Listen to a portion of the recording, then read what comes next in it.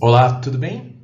Eu sou o professor Tiago e hoje a gente vai falar sobre romantismo em Portugal. É o conteúdo correspondente à unidade 5, capítulo 10 da apostila de vocês, a partir ali, gente, da página 29, ok? Então, só fazendo um resumo do que a gente falou sobre o romantismo até então. A gente começou o bimestre falando sobre o quadro geral do romantismo, contexto histórico. O romantismo surgiu lá nos anos 1770 na Inglaterra e Alemanha. A gente falou um pouquinho sobre o que estava acontecendo na Europa na época. A gente falou sobre Revolução Francesa. A gente falou sobre as relações sociais na Europa que estavam em transformação, enfim. Depois que a gente fez esse apanhado histórico, a gente falou um pouquinho sobre as características gerais do romantismo, falamos sobre alguns autores e obras importantes, a gente antecipou algumas informações sobre o romantismo no Brasil e hoje a gente vai falar sobre o romantismo em Portugal, ok? Então, vamos lá. Bom, gente, o marco inicial do romantismo em Portugal é a publicação de um poema chamado Camões, do Almeida Garrett, em 1825.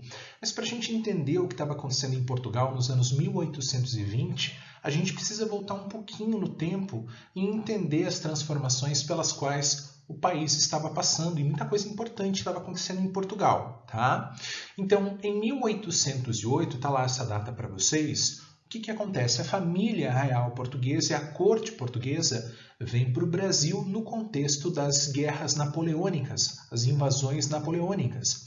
Os portugueses eram tradicionalmente aliados dos ingleses e não aderiram ao bloqueio continental, e isso fez com que as tropas napoleônicas investissem contra Portugal. A decisão da família real portuguesa foi retirar-se para o Brasil e isso acabou gerando uma crise política em Portugal. Tá? Em torno de 10 mil pessoas, né, a família real, a alta corte portuguesa, vieram ao Brasil e isso gerou um período de instabilidade, ok?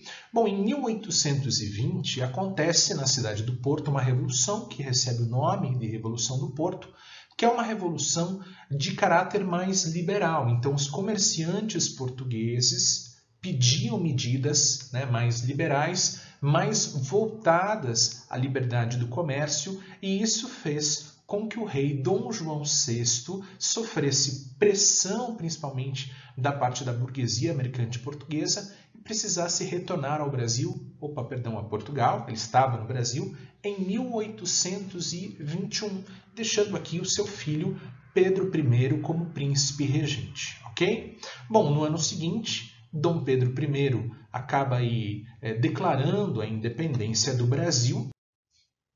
Na sequência, gente, em 1826, nós temos a morte de Dom João VI, ou seja, há um movimento de sucessão no trono português. Tá?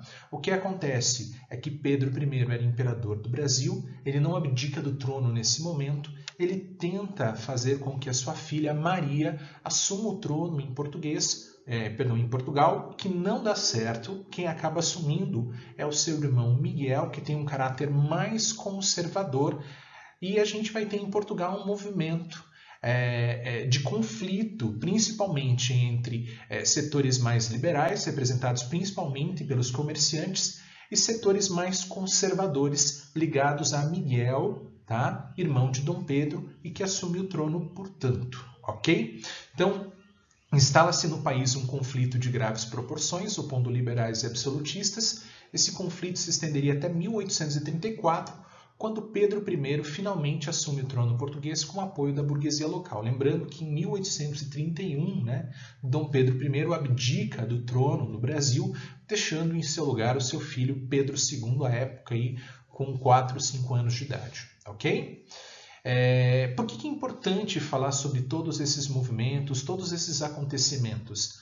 Porque esse período muito conturbado na literatura portuguesa acabou alimentando, na história portuguesa, acabou alimentando alguns temas importantes para o romantismo português, principalmente o nacionalismo e o historicismo. Lembrem lá, gente, que o nacionalismo já era uma característica importante no romantismo em outros países, como a Alemanha, a França, a Inglaterra, não é isso? Em Portugal, essas características vão assumir um sentido especial, uma vez que o país passou por um período de instabilidade política, um período aí de grandes transformações. Beleza?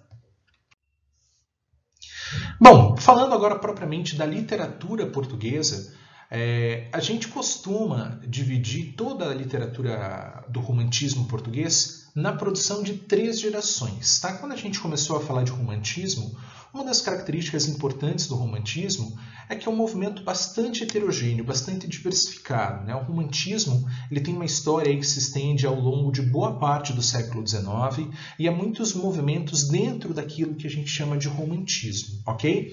Essa divisão em gerações ela também está presente na literatura brasileira. A gente divide a poesia romântica brasileira em 3 gerações. Okay? Na literatura portuguesa, ao contrário da literatura brasileira, essa divisão ela funciona tanto para a poesia quanto para a prosa. Quando a gente fala em gerações da poesia romântica brasileira, a gente está falando só da poesia. Aqui na literatura portuguesa se aplica também à prosa. Inclusive, a gente vai falar de autores importantes da prosa portuguesa, do folhetim português, o romance romântico português. Beleza? Então, tem aqui o quadro para vocês, eu queria que vocês acompanhassem, por favor. A gente tem lá a primeira geração, que surge justamente nos anos 1820. Os principais autores dessa geração são Almeida Garrett, Alexandre Herculano, e essa geração é responsável pela introdução do romantismo nas letras portuguesas e por explorar certos caminhos, como, por exemplo, o historicismo e o medievalismo. Por que medievalismo? Gente, lembrem lá, o medievalismo ele é uma característica importante para o romantismo de uma forma geral na Europa. No Brasil não, né? Até porque a gente não tem no Brasil propriamente um período que corresponde exatamente a isso que os historiadores chamam de Idade Média. O Brasil tem uma história, claro, anterior aos anos 1500, mas não tem as características daquilo que os historiadores chamam de Idade Média, porque é um conjunto histórico, né, cujas características se definem a partir da realidade europeia, ok?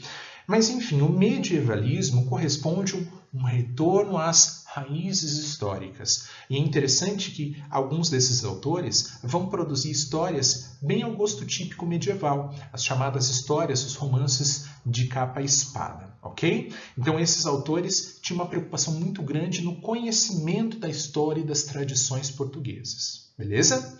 No segundo momento, gente, a partir de 1840, esse período se estende aí por mais ou menos 20 anos, a gente tem uma segunda geração, né, que dá prolongamento a esses temas mais históricos, a esses temas mais medievais, ok? Mas também vai introduzir um elemento novo aí, que é o ultrarromantismo. A gente já falou de ultrarromantismo quando a gente falou de byronismo, lembram disso?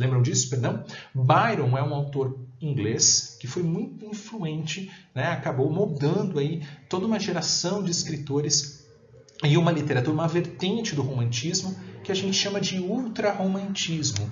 O ultrarromantismo tem a morbidez na expressão dos sentimentos, um certo exagero, né, uma exacerbação sentimental.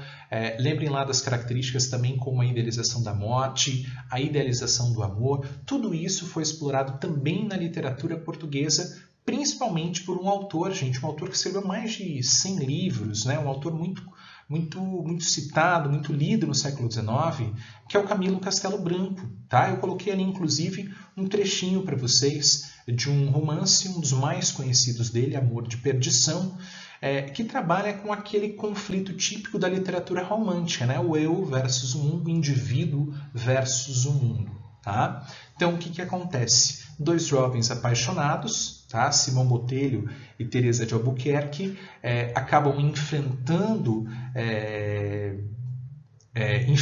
a oposição ao seu amor. Por quê? Porque o amor deles representa algo de puro, enquanto, de uma maneira geral, os pais de Teresa, a sociedade, um primo interessado nela, representam aí, gente, os interesses mais materiais, a ganância, enfim, aquele conflito romântico típico do qual a gente já falou, beleza? E a gente também tem uma terceira geração, tá? Que é uma geração de transição para o realismo, que começa já a trabalhar com certos temas típicos do realismo, que é uma escola literária que surge aí no final do século XIX, ok? E um dos temas, uma das características dessa geração é justamente a crítica social, é um olhar, gente, mais crítico em relação ao quadro social aí da segunda metade do século XIX. O principal representante dessa geração é o Júlio Diniz, ok? Tá? Autor de As Pupilas do Senhor Reitor. E para a gente fechar essa aula, né, para a gente fechar esse primeiro contato com a literatura portuguesa do século XIX, eu coloquei aqui uma citação, tá? Uma citação da autora Roberta Hernandes Alves. O romantismo em Portugal trouxe poucas inovações em avanços em relação à literatura da época em outros países da Europa. Deve-se considerar, para explicar esse fato, que Portugal apresentou durante muito tempo um descompasso em relação a nações em que o pensamento liberal, as relações de produção modificadas pela Revolução Industrial e as transformações sociais se fizeram com maior profundidade e rapidez. Isso porque, gente, enquanto outras nações já estavam passando por um processo, de industrialização, de transformação nas relações de trabalho, nas relações sociais, Portugal ainda estava alheio a tudo isso, né? Portugal ainda estava aí apegado a um modelo de produção anterior à Revolução Industrial. Inclusive, havia uma discussão em Portugal, interessante no século XIX, se Portugal deveria aderir a essas transformações ou aferrar-se às suas tradições. Ok? Beleza? A gente continua aí na próxima aula. Obrigado pela atenção, um abraço, até a próxima.